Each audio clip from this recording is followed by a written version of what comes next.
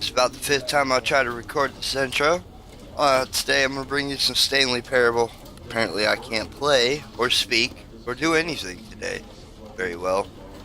Alright, let's load up a new game and see what this is all about.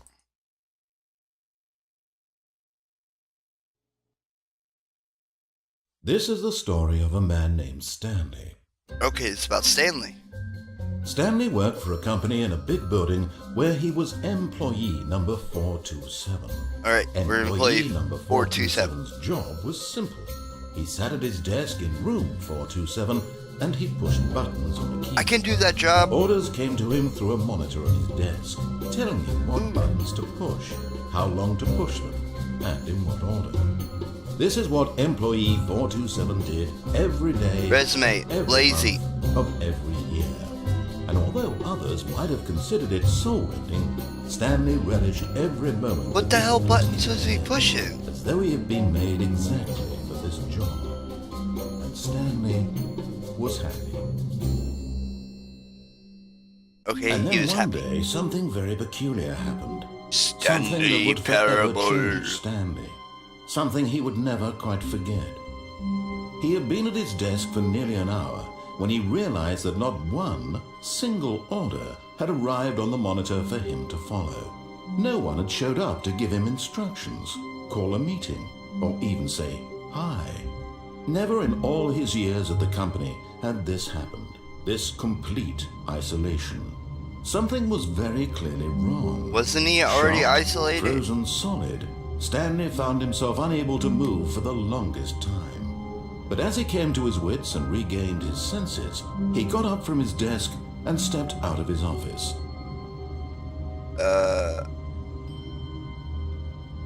Okay.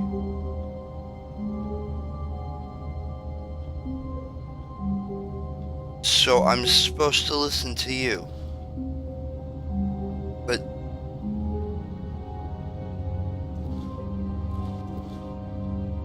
can you even zoom in?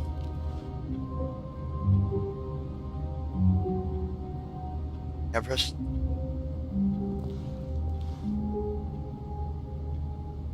Shut down. Alright. I'm gonna trust the big giant voice in my head. Even though I am another voice in this person's head. Let's see. How wonderful. Stanley was alone. Finally. This is great, he thought to himself. This is what I've wanted all along. I got what I wanted. Yay! No matter how hard Stanley looked, he couldn't find a trace of his co-workers. And I thought they didn't trust me. Hey.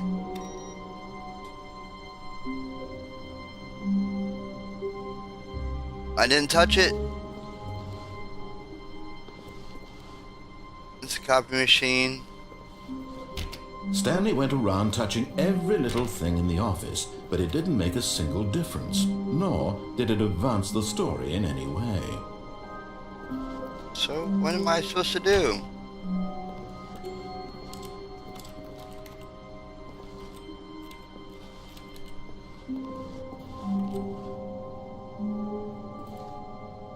Ooh, pretty watercolors. They're very messy.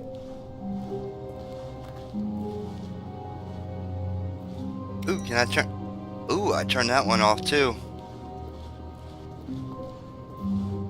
What the? Okay. Hey, hey, dude. Hey. Hey. Is Dave there?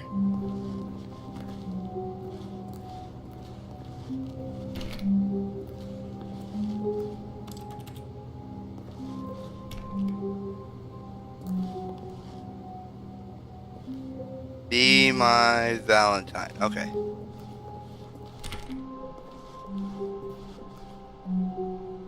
Apparently they were trying to get out.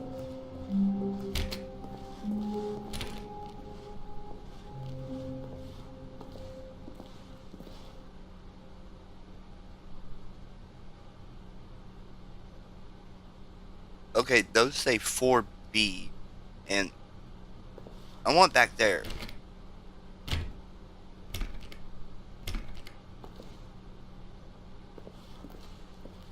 When Stanley came to a set of 2 open doors, he entered the door on his left. Oh. So far, you have given me nothing to do. I'm gonna sit down.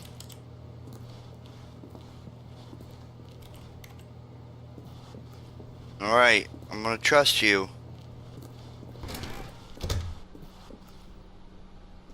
Trusting the big voice in the sky.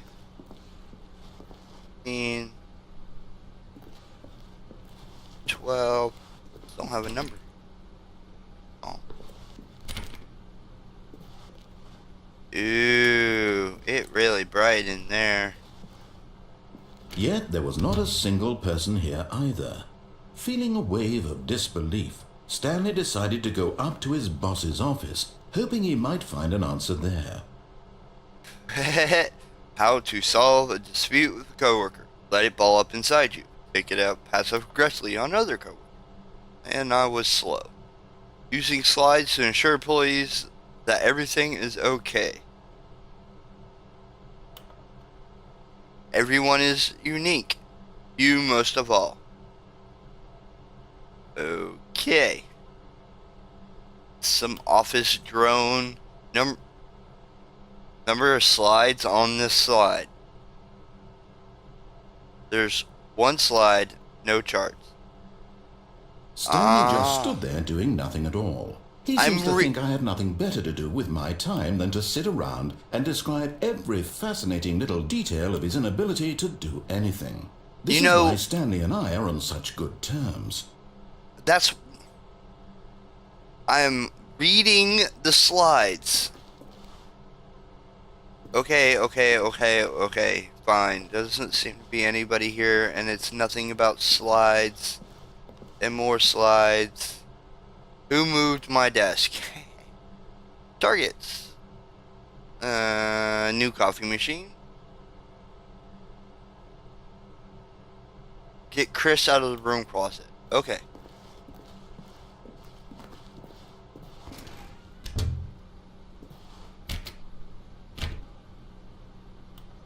Oh, Chris. Stanley stepped into the broom closet, but there was nothing here, so he turned around and got back on track. No, there is something here. You said Chris was in here. It's on that board, there clearly. There was nothing here. No choice to make, no path to follow, just an empty broom closet. No reason to still be here. I don't trust you. Where's Chris? Chris? It was baffling that Stanley was still just sitting in the broom closet. I'm looking for Chris. Doing anything. At least if there was something to interact with, he'd be justified in some way. As it is, he's literally just standing there doing sweet FA. Really? Look, interaction. Are you really still in the broom closet? Standing around doing nothing? Why? Because I'm looking for Chris. I'm genuinely confused. Chris, I'm looking for Chris. Fine. There. I'm out. Coming to a staircase, Stanley walked upstairs to his boss's office. No!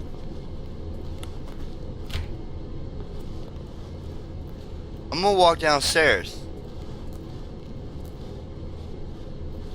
Okay, there's a red light.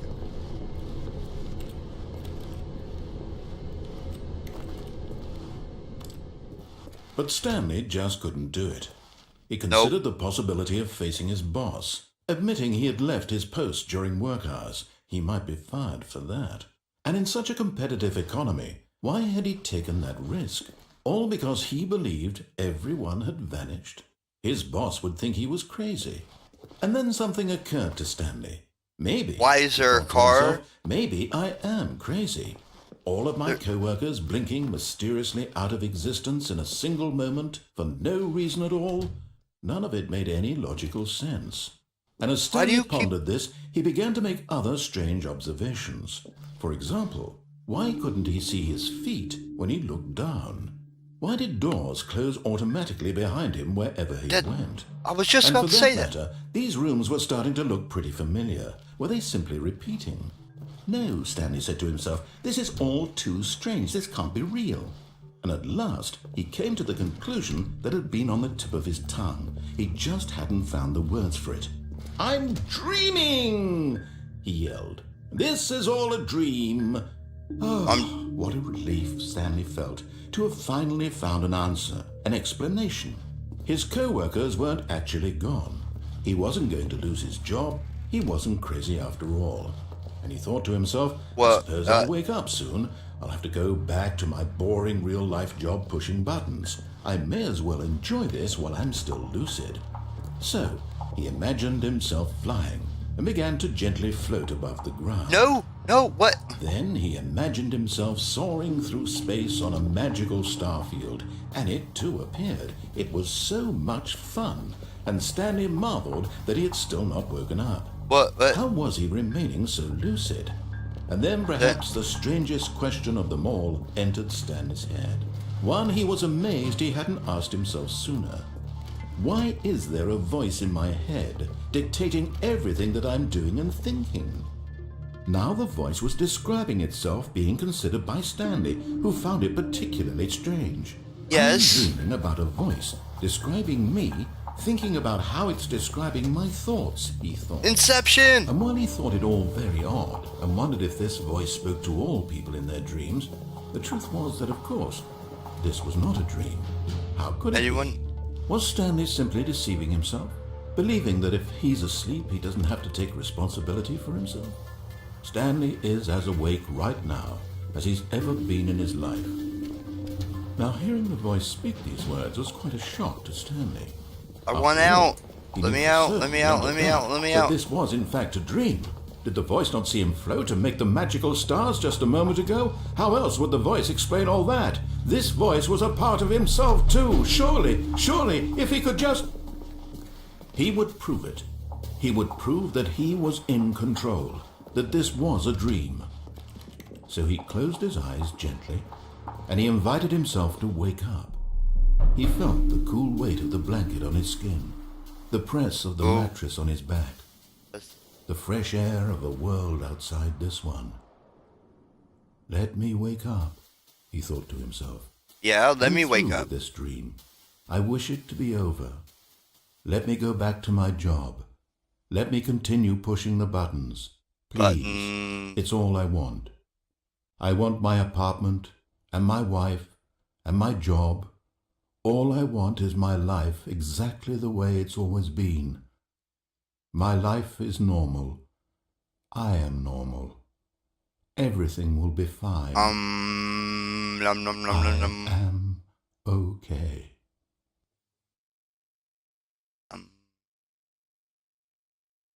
Shit. Didn't work.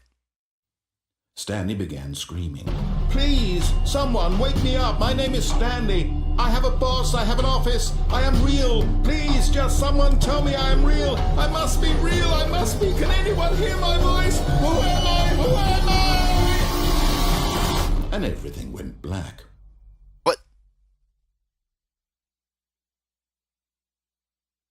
This is the story of a woman named Mariella. Whoa. Mariella woke up on a day like any other. She arose, got dressed, gathered her belongings, and walked to her place of work. But on this particular day, her walk was interrupted by the body of a man who had stumbled through town talking and screaming to himself, and then collapsed dead on the sidewalk. And although she had turned to go call for an ambulance, for just a few brief moments, she considered the strange man. He was obviously crazy. This much she knew. Everyone knows what crazy people look like. And in that moment, she thought to herself how lucky she was to be normal. I am sane. I am in control of my mind. I know what is real and what isn't. It was comforting to think this, and in a certain way, seeing this man made her feel better. But then she remembered the meeting she had scheduled for that day. the very important people whose impressions of her would affect her career, and by extension, the rest of her life. She had no time for this, so it was only a moment that she stood there, staring down at the body. And then she turned and ran. Really? Couldn't even call the cops. Okay, guys, I think I'll end it there. I will catch y'all next time, and I'll start it up right where I left off.